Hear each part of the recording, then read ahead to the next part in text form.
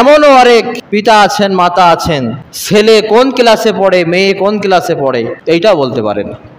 আপনি লেখাপড়া জানেন না, তাই কি হয়েছে? আগের জামানায় যেই সমস্ত পিতামাতা একটু লেখাপড়া জানতো, সন্ধ্যার পরে সন্তানকে পাশে নিয়ে পড়াতে বসতো। যেই মা যেই বাপ একেবারেই লেখাপড়া জানতো না, টিপসই দিতে পারতো, সেই বাপ সেই মাও চেষ্টা করেছে সন্তানের পাশে রাত 10টা পর্যন্ত জেগে থাকতে। তবে পড়া পারেনি, তাই কি বাপ তুই পড়, তো পড়া আমি শুনবো, 10টা পর্যন্ত জেগে থাকতো।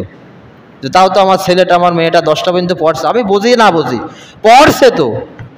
এরকম কিন্তু ঘটেছে আগে, কিন্তু এই চিত্রটা কি এখন দেখা যায়? দেখা যায় না। যার কারণে পড়ালেখার ধস নেমেছে।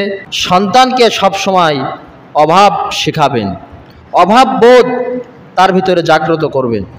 চাইতেই পেয়ে গেছে, যা চেয়েছে পেয়ে গেছে। ঈদে বা কোনো অনুষ্ঠানে একটা জামা হলেই হয়, কিন্তু ও পেয়েছে 6টা জামা।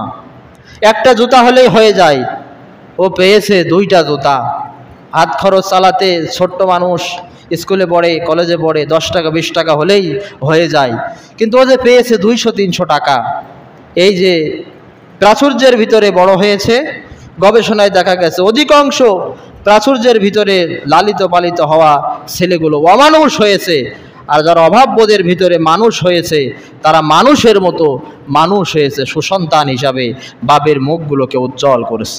এজন্য সন্তানকে আপনার থাকলেও আপনি অভাববোধটা তার ভিতরে জাগ্রত করাবেন এবং মাত্রা অতিরিক্ত কিছু দেবেন। একজন সচেতন রক্ষণশীল পরিবার থেকেই একজন আদর্শ সন্তান বেরিয়ে আসতে পারে।